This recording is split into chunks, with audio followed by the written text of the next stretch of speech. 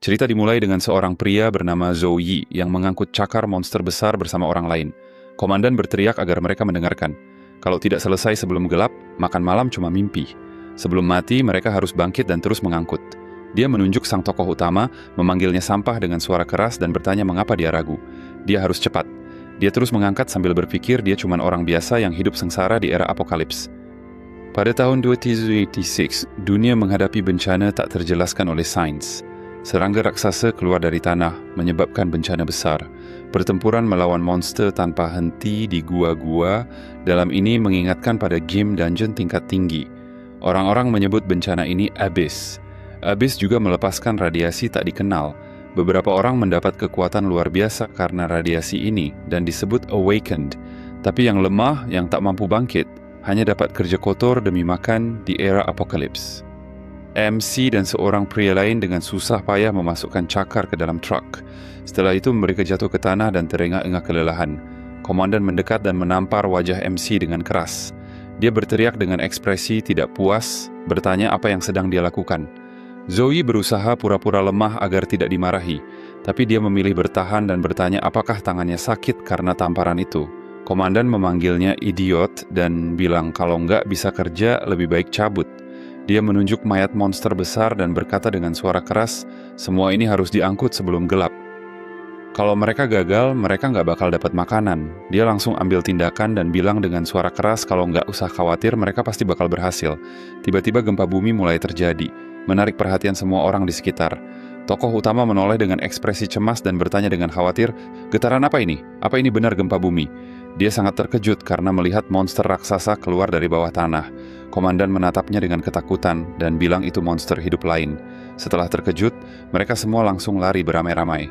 Komandan melihat MC berlari sangat cepat melewatinya. Dia pikir nggak bisa membiarkan MC lari begitu saja.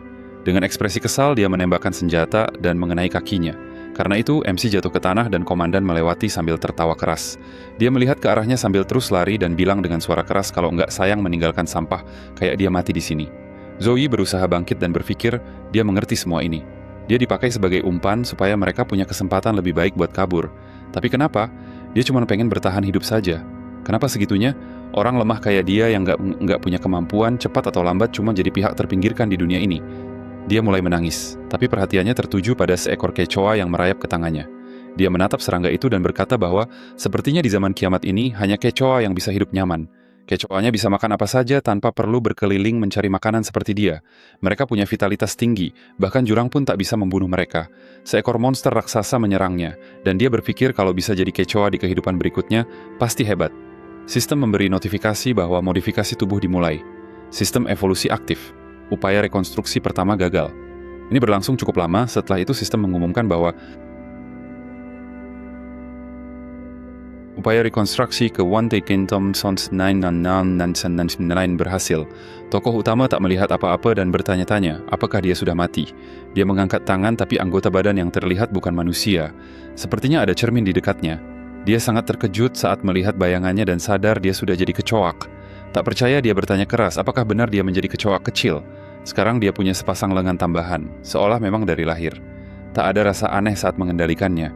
Hanya otot trapezius di punggung yang agak nggak enak. Dia itu terbang dan Samaras terkejut karenanya. MC kehilangan kontrol, menabrak dinding dan jatuh. Dia kira cukup menggerakkan otot punggung supaya sayapnya bergerak. Setelah bangun dengan ekspresi kecewa, dia berkata kalau tahu permintaan terakhirnya jadi kenyataan, pasti minta yang lain. Perwakilan Dewa Kecoak muncul di depannya dan berkata, dia manusia serakah. Berani-beraninya dia meledek perasaan Dewa Kecoak. Dalam 5,000 tahun, dia orang pertama yang minta kekuatan ke Dewa Kecoak. Dia berharap bisa memberinya kekuatan besar, tapi kecewalah dia. Zoe jadi sangat khawatir mikir kalau ternyata novel itu benar. Dia berlutut dan panggil sistem dengan suara nyaring, tapi tiba-tiba ganti jadi ayah baptis. Dia minta maaf dan bilang dia salah. Perwakilan dewa pun hilang, diganti jendela sistem yang bilang sistemnya sudah nonaktif. Dewa Kecoak marah sama dia. Dia merasa sakit banget kayak kena tusukan. Beberapa hari berikutnya dia nangis karena sistem itu mikir apapun caranya. Nggak ada cara buat manggil sistem. Kecoak lain ngintip dia dari jauh, penasaran dia ngapain di situ. Tokoh utama lihat mereka dan sadar selama ini dia mulai ngerti omongan kecoak. Suatu malam dia duduk sendiri dekat sekumpulan kecoak sambil mikir, meski awalnya pengen jadi kecoak, dia tetap merasa jijik sama penampilan barunya. Tapi saat lihat kecoak lain yang makan kotoran, dia malah mikir mereka itu lebih jijik. Tiba-tiba, salah satu kecoak perlahan mendekat, bawa sepotong kotoran di kakinya, dan bilang mesti cepat dimakan saat masih hangat. Sang pelan mendekat dengan sepotong kotoran di kakinya, dan berkata bahwa dia harus memakannya saat masih hangat. Dia harus cepat-cepat menemui mereka dan makan. MC ketakutan sekali dan dengan suara keras memintanya agar tidak mendekat. Namun kecoa itu tetap memberikan apa yang dibawanya dan bilang dia nggak boleh malu. Misalnya dia suka makan itu, jadi harus coba juga. MC jadi sangat marah memukulnya dengan tinju dan berteriak kalau dia sudah bilang jangan dekat-dekat. Akhirnya kecoa itu meringkuk kesakitan di tanah dan bilang dia sudah melukainya di hati. Dia minta maaf dan bilang kalau begitu, napaskahnya bau tinja. Bisakah dia menghela napas dulu sebelum mulai bicara? Pada malam hari kelima, dia tergeletak di tanah dan berpikir, walau gen manusia itu kuat, dia mulai terbiasa dengan bau tinja. Dia harus cari makanan. Takut suatu malam dia jadi bingung dan makan sesuatu yang menjijikan. Tentu, kantong plastik rapat menutup reseptor kecoa, tapi pengetahuan manusianya tetap ada. Berdasar pengalamannya, pasti ada yang bisa dimakan di tumpukan sampah. Dia menemukan kue kuning telur yang sudah kedaluarsa 3 tahun lalu. Dia merobek kemasan dan sistem memberitahu ada kue kuning telur kedaluarsa dengan 385 kalori. Zoe memandang jijik dan berkata keras itu sudah 3 tahun lewat, sangat menjijikan. Tapi perutnya keroncongan karena lapar. Jadi dia mulai makan, bilang enak banget. Meski manusia tak bisa makan ini, tapi ini makanan lezat untuk kecoa. Makanya dia ingin jadi kecoa. Malam hari ke-10, dia duduk bersandar dinding dengan wajah sedih. Berpikir dewa kecoa belum muncul. Dia kira hidupnya di akhir zaman akan lebih mudah jika jadi kecoa. Namun kenyataannya jauh lebih buruk. Hidup ini tidak untuk manusia. Dia sudah beberapa kali ingin bunuh diri dan mulai dari awal, tapi dia sekarang kecoa tak bisa tenggelam. Lompat dari ketinggian pun tak mati. Itu tak membantu sama sekali. Cara satu-satunya adalah cari musuh alami kecoa dan biarkan dimakan. Dia mulai gemetar ketakutan dan merasa takut sampai tak ingin memikirkannya. Lebih baik tetap hidup. Untungnya kecoa itu serangga sosial. Kalau dia bisa kuasai koloni dan jadi raja kecoa, peluang bertahan hidupnya akan jauh meningkat. Memang dia sudah kehilangan hubungan dengan Tuhan. Dengan pengetahuan manusia dari kehidupan sebelumnya, dia bisa menjalani hidup yang bahagia. Dia membangunkan kecoa yang tidur di dekatnya dan bilang punya kerangka yang keren. Apakah dia mau berteman? Kecoa itu menoleh dengan kesal dan bilang supaya dia pergi karena bahkan dia nggak makan kotoran panas. Protagonis sadar saat itu, hidup nyaman itu nggak penting. Sekarang dia pengen kuasai kecoa. Serangga itu lihat dia menjalani hidup tanpa beban. Sepertinya dia butuh kesempatan buat buktiin kemampuan. Di hari ke-20 reinkarnasinya, akhirnya peluang itu muncul. Beberapa kecoa besar berdiri di bukit. Salah satunya bilang bahwa mulai hari ini, mereka akan dipindah ke lokasi yang lebih banyak makanannya. Mereka harus ikut pindah, enggak ya tetap di sini dan dimakan musuh. Salah satu kecoa mulai nangis dan bilang dia nggak bisa makan kotoran lagi. MC lihat dan pikir dia paling parah dari semua kecoa yang pernah dia ajari. Dia bahkan nggak merayap cari makanan di tempat sampah, cuma nunggu kotoran berikutnya. Tawon itu mulai menangis lebih kencang dan berkata dengan suara keras bahwa dia sangat takut meninggalkan tempat itu. Dia memandang yang lain dan berbisik dalam hati sepertinya semua juga sangat ketakutan. Apakah tawon benar-benar sangat melekat pada tempat tinggalnya? Seorang tawon kuat bertanya dengan suara lantang, apakah ada sukarelawan yang mau jadi pengintai? Mereka harus berhenti duduk menunduk dan menjawabnya. Tapi mereka semua tetap duduk berdekatan, gemetar ketakutan dalam diam. Zoe yang sedang berpikir juga diam, tak ingin membantu kawanan ini karena dia tak makan makanan yang sama. Sistem mengumumkan bahwa Dewa Tawon mengirim pesan jika dia menerima tugas ini. Lalu dia berpikir untuk memaafkannya. Dia sangat terkejut, langsung angkat tangan dan dengan suara keras bilang akan memimpin mereka. Kecoak di sampingnya sangat senang, dan bilang dengan lantang dia sangat berani. Dia tersenyum lebar, berpikir akhirnya bisa tunjukkan kemampuannya lagi. Setelah beberapa lama, mereka berdua bersembunyi di semak, dan sang tokoh utama bertanya, tugasnya menyeberangi pagar ini, di sini cukup sepi, sepertinya gampang. Kecoak itu menatap takut dan tanya, apa dia benar-benar tahu? Setiap kali makanan habis, kecoa tua mengirim yang muda untuk mencari tempat baru. Namun, dunia ini penuh dengan musuh, sehingga tingkat kelangsungan hidup di antara tim pengintaian sangat minim. Mereka bisa dibunuh kapan saja. Dia terkejut dan bertanya keras, apakah ini bunuh diri? Dia bertanya-tanya, apakah dewa kecoa menipunya? Apakah kematiannya menenangkan kemarahan? Dia berkata, mereka harus pergi. Dia punya cara untuk memberi mereka makan. Kecoa itu menatapnya ketakutan dan mulai bergetar. Kecoa tua di belakangnya bertanya apakah ada yang salah. Dia bertanya serius, kemana mereka akan pergi? Banyak mayat monster di belakang pagar untuk mereka makan. Siapa yang pertama, dia dapat. MC menoleh dengan ketakutan dan berpikir, apakah kecoa sudah berevolusi untuk memakan monster asing? Kecoa di sampingnya bilang, itu keren. Dia tidak akan kekurangan makanan. Dia terlihat takut karena baru saja kehilangan berat badan. Kecoa dewasa itu mengangkatnya dan berkata jika mereka tidak menjelajahi, maka mereka akan jadi makanan. Zoe mulai tercekik dan berpikir apakah dia bisa lolos dari hukum hutan. Karena mereka lemah dan tidak ada dukungan, manajer mengirim mereka mencari makanan. Dia ingat saat komandan berteriak bahwa mereka adalah orang-orang bodoh yang ingin mati. Membiarkan mereka mencari makanan adalah hadiah. Kecoa tua itu melemparkannya ke tanah dan berkata bahwa larva harus berterima kasih padanya karena bisa bertahan. Dia melompat dan menginjak kepalanya. Protagonis berpikir dia perlu mendapatkan kembali kemampuannya. Menjadi kecoa yang bisa makan tidak cukup untuk bertahan hidup. Dia ingin lebih kuat. Setelah itu, dia dan kecoa kecil lainnya berjalan ke arah yang benar. Dia berkata serius bahwa mereka harus fokus dan maju. Dia berputar dan bilang bahwa dia harus melepaskan tangannya. Dia menangis ketakutan dan berkata bahwa dia sangat takut. MC, yang terlihat khawatir, terus berjalan dan berpikir bahwa ini pagar aneh. Jika tidak ada sungai di sini, dari mana batu-batu itu? Kecoa tua melihat dari jauh dan bilang mereka sudah setengah jalan. Tidak ada bahaya, mereka bisa pergi, dia setuju. Larva tidak boleh dapat makanan dulu. Dia terbang cepat dan bilang mereka bisa terbang. Jika ada musuh, mereka akan menyerang larva dulu.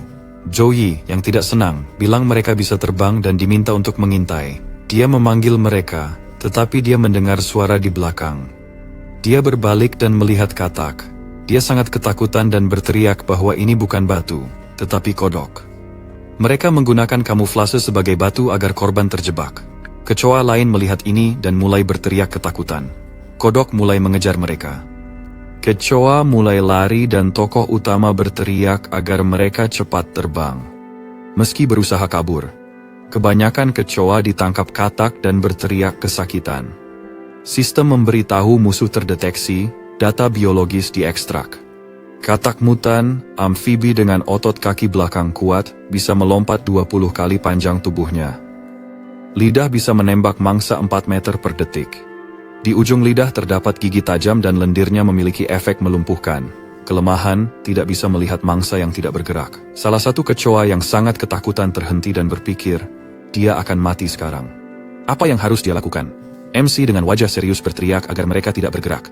Katak tidak bisa melihat benda diam, jadi mereka harus tetap diam. Wakil Dewa Kecoa muncul di sampingnya dan sistem mengumumkan bahwa Dewa Kecoa ingin memberinya pilihan. Pertama, dia akan menandai rute yang aman agar bisa keluar. Kedua, selamatkan kecoa lain dan terima subjek setia pertamanya untuk jadi Raja Kecoa. Dia menatapnya serius dan berpikir, bagaimana bisa jadi Raja Kecoa jika mati? Dia hampir menjawab. Dia mendengar kecoa menangis dan berbalik. Mereka saling melihat. Dia ingat masa lalu dan berpikir, semua yang dia inginkan adalah tidak jadi kecoa. Dia berharap sampai akhir ada yang kembali dan membantunya, bahkan saat kiamat, saat hidup dan mati. Dewa Kecoa bilang dia harus memilih sebelum waktu habis. Dia hampir selesai hitungan mundur, tetapi Joey terbang cepat dan berharap ada yang menyelamatkannya. Dia meraih kecoa dan terbang sambil bilang dia sudah makan banyak kotoran dan akan kurus. Dia menangis, sekarang karena bahagia karena diselamatkan dan bilang dia mencintainya. Dia menatapnya tidak senang dan bilang diam. Karena mulutnya berbau, mereka terkejut melihat kodok besar melompat. Dia melempar kecoa itu. Dia mencoba terbang keluar dari mulut monster, tetapi gagal. Sistem mengumumkan bahwa dia lulus ujian Dewa Kecoa.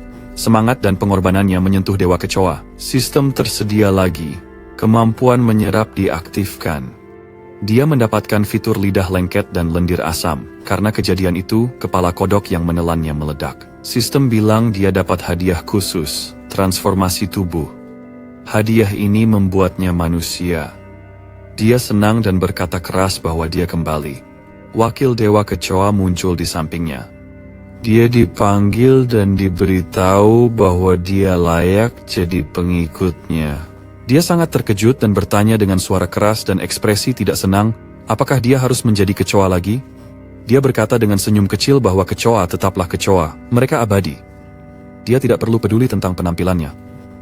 MC bertanya pada bosnya tentang masalah penampilan. Perwakilan Dewa Kecoa marah dan bilang kepada orang bodoh ini bahwa dia abadi meski dalam bentuk manusia. Dia bahagia dan bilang keras bahwa dia tidak mau jadi kecoa lagi. Dia tersenyum dan berkata lega karena tidak meninggalkan pasangannya hanya karena dia serangga.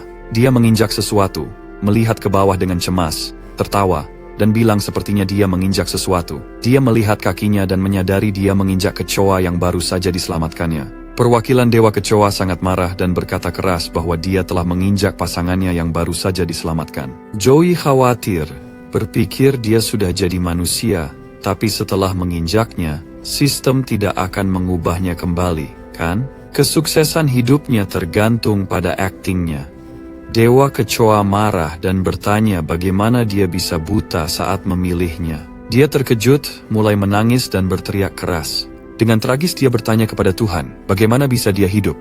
Dia membesarkannya dengan baik, tetapi dia sendiri yang membunuhnya. Ini adalah ejekan, dia ingin dibawa bersamanya. Dia tidak bisa hidup tanpa dia. Utusan Dewa Kecoa percaya akan hal ini dan mengira mereka memiliki hubungan yang kuat. Ternyata dia salah. Dia terbang dan berkata, berhentilah menangis, dia tidak mati. Dia tidak akan pernah mati. Selama dia tidak mati, dia bisa dihidupkan kembali. Dia hanya perlu membunuh monster untuk mengumpulkan energi. Karakter utama tersenyum, dunia ini kecil. Sekarang katak-katak ini tidak bisa pergi. Dia akan membuat mereka ingat hari ini selamanya.